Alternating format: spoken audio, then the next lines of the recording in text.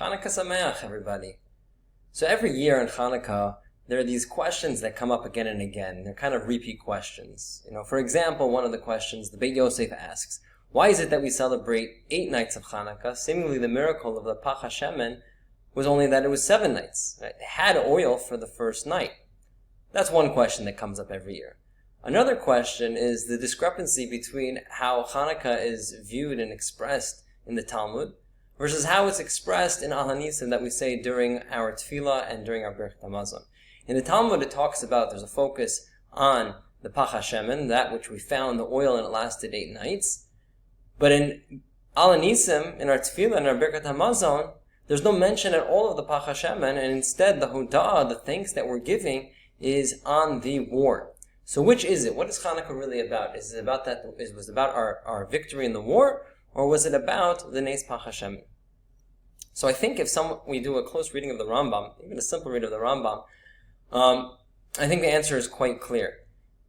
The Rambam writes in the first halacha of in Hilchos Chanukah, chapter 2. So the Rambam only mentions that we had a victory in terms of the battle, that we were there was a foreign power, the Greek kingdom, issued decrees against the Jewish people to nullify our faith, refusing us to observe the Torah and its commandments.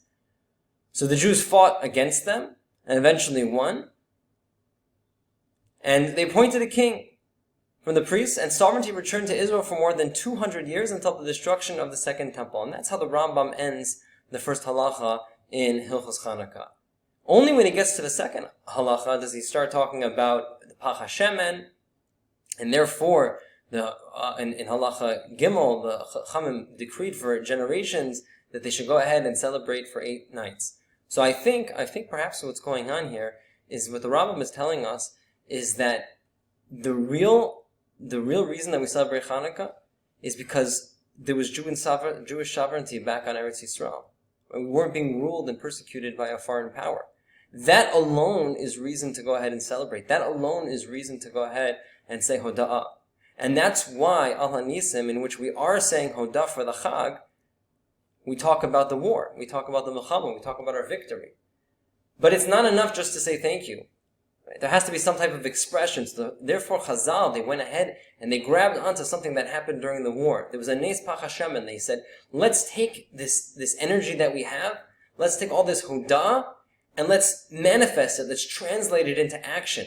Let's make a mitzvah, let's make a Chag that you have to light candles, you have to do something with it. Not just enough to say, Halav v'Hodah. Let's manifest it into practical mitzvah.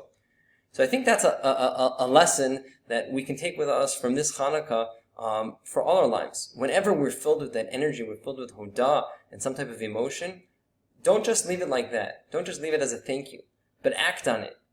Right? Act on it, whether it's bin adam lechavero, you're feeling an emotion, a thanks to somebody, go ahead, send them a text message, give them a call, write them a letter, tell them how appreciative you are. Or bin adam lemakom, all of a sudden you're feeling religiously inspired. Pick up Tehillim, pick up a Sefer, learn something, connect. Right? Take that emotion, that raw emotion, and translate it into action. Because in the end of the day, I truly believe that's what Hanukkah is about.